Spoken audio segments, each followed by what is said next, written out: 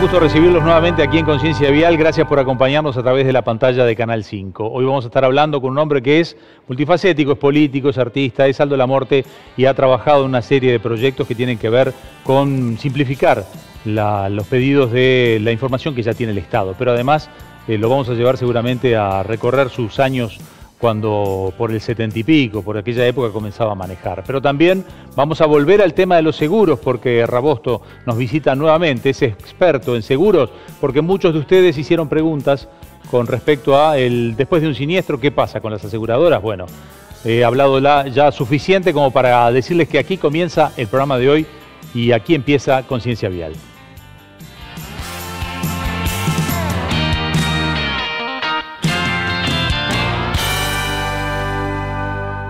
Presentan este programa empresas con responsabilidad vial. Automóvil Club del Uruguay. Mileto Piscinas, Saunas y Spas. Colonia Departamento, obra de todos. UNIT, un país de calidad. Banco de Seguros del Estado. En Uruguay nadie te da más seguridad. UTE, transformando con energía nuestro país.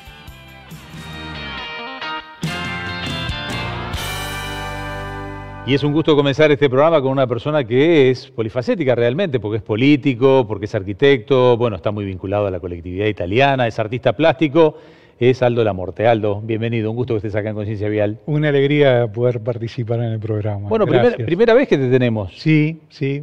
Y en realidad por tu faceta de arquitecto, estás, más allá que después hablaremos de un proyecto que tenés político y además ya como figura política podríamos hablar de cómo sos vos en el tránsito, por tu faceta de arquitecto has estado muy vinculado a la terminal de Río Branco. Sí, fue un desafío muy interesante porque era una de las primeras terminales de ómnibus suburbanos que se estaba haciendo, en donde había también toda una experiencia de lo privado y lo público, en donde las propias empresas también participaban, y era como lo que terminó después siendo en el Ministerio de Transporte y Obras Públicas, obra pública por iniciativa privada. Claro. O sea, se planteó al Estado la posibilidad de la creación de esa inversión. ¿Te acordás de qué año es la terminal? Y mirá, ya estamos del 90. 90. Del 90. El 90, pasan los años, ¿eh? Por eso te pregunté si te acordabas. Y fue una experiencia muy linda, competimos contra Dieste, el estudio Dieste, sí, claro, que había planteado una bóveda y demás, pero nosotros hicimos unos 32 paraboloides hiperbólicos, que son unas superficies arregladas, líneas curvas, que tienen un solo apoyo, 30 toneladas en un solo apoyo. Claro. Y son como sombrillas puestas en esa área que es un área ganada al mar. Eso se le ganó a la bahía, entonces era barro, toda esa estructura de hormigón tiene que ser movible, complejidades de construcción. Tiene una complejidad y por supuesto todo el estudio de implantación desde el punto de vista de tránsito, cómo llegaban los ómnibus, cómo llegaba el público, cómo llegaban justamente los servicios. Una experiencia muy, muy buena, primero de esfuerzo en poder realizarlo y hacerlo. Segundo, en coordinación con el Ministerio de Transporte y Obras Públicas, porque da justamente a una vía, claro, ingreso y salida de la ciudad. Ingreso y salida de la ciudad. Corresponde al Por otro lado, la Intendencia de Montevideo, entonces había que amalgamar en el centro de la ciudad. 90 Tabaré Vázquez, y ya era después del 90 era Tabaré Vázquez. La inauguró el doctor Tabaré Vázquez y la inauguró el doctor Luis Lacalle. En un Uruguay que en 1990 la seguridad vial no era lo que era hoy. Entonces te voy a llevar a esos tiempos que eras una persona joven y que seguramente cometías algunas imprudencias que hoy ya no cometés. Porque en realidad todos teníamos otro concepto de seguridad vial. ¿Qué te acordás del Aldo Lamorte con 18 años, 19 años? No sé a qué edad sacaste la libreta vos. Sí, saqué muy joven, a los 18 años. ¿Y qué te acordás yo trabajaba y ¿qué año fue eso? ¿Decís el año? ¿Qué año fue? Y poner en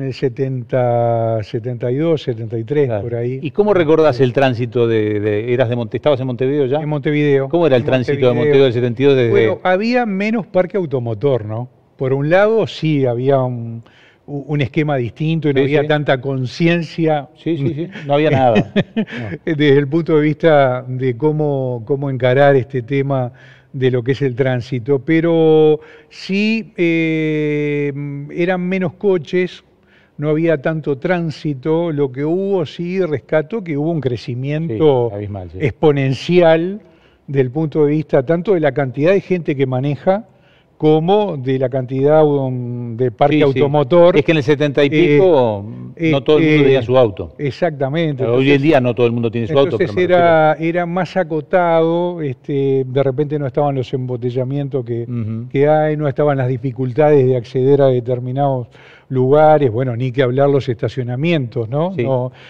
No se ha proyectado tanto a mediano y a largo plazo, y entonces no sabemos si queremos por un lado una ciudad totalmente amigable con el peatón, pero queremos una ciudad que a ver si tiene alternativas de llegar no necesariamente con tu auto, pero que le damos espacio a las bicicletas. Bueno, ahí que planteas eso, al ciudadano común le llegan a veces superposición de proyectos, porque por un lado está la nueva ciclovía de 18 de julio, pero se hablaba del tren que llegaba a... También, es un planteo ya más... Claro, que es más viejo, pero... que viene de tiempo, pero que coinciden en un eje central de la ciudad. Terminó haciéndose la ciclovía, que ya está casi... Sí, es un tema... ¿Qué opinas de la ciclovía?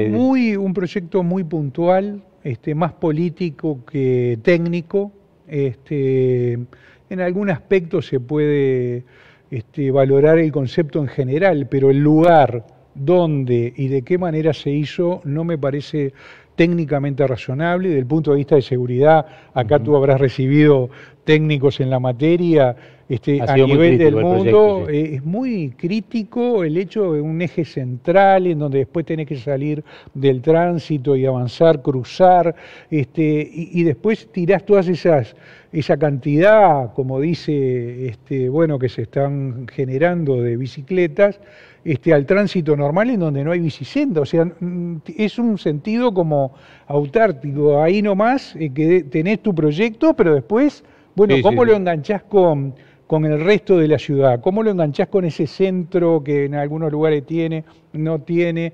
Del punto de vista de seguridad lo veo muy complejo. Esperemos que, bueno, con el paso del tiempo se vayan viendo las dificultades y ver de qué manera podemos proteger a esos, porque no está planteado solo para bicicletas, sino también para patines, para monopatines, menos motos, entonces es una situación que técnicamente no sería recomendable. El uso de la bicicleta, por supuesto que es recomendable. Las bicisendas en muchas partes del mundo han caminado muy bien, pero en donde hay también una educación previa, en donde hay criterios de movilidad que, bueno, uno sabe que se traslada con un medio masivo y después agarra la bicicleta y se traslada dentro de un corazón de ciudad.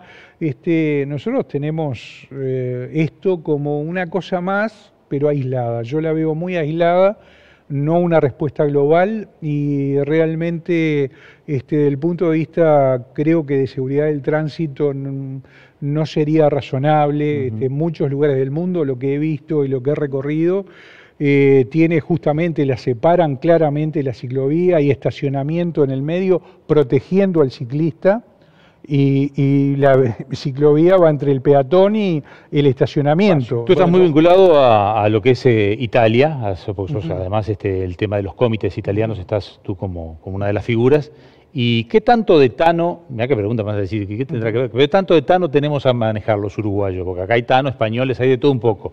Bueno, pero ¿qué tanto de Tano, cómo los definirías a los Tanos? Ahora que me preguntás, hay muchas cosas. Hay mucho de Tano, ¿no? Hay mucho, ¿no? Hay mucho. Sobre todo el humor. Porque no son los más ordenados de Europa para manejar. No son ordenados, nosotros no somos ordenados, nos cuesta como gente que está utilizando el tránsito, nos cuesta mantener, hay mucho apuro. Si tú ves ahora el tránsito, en cosas que no serían, mira, el otro día era una situación que me paré y le dije algo a la otra persona. Era una persona anciana que estaba con un andador cruzando la calle, y en donde empezaron a tocar bocina todos los coches que estaban ahí en pasaje de calle que humanamente no es entendible. O sea, claro, si fuera tu hermano, tu tío, tu padre, te bajarías y lo ayudarías. Y el uruguayo estaba tocando lo que estaba, claro, por lo menos al lado mío. Sí, cero comprensión y pura bocina. En un hecho que no era para dudar de, claro, que no era la postura, no era la postura que tenía que haber, ¿no? Exacto. Y a su vez hay como una térmica fácil, que vos lo ves en el tránsito, el apuro, el humor ese de enojarse rápidamente.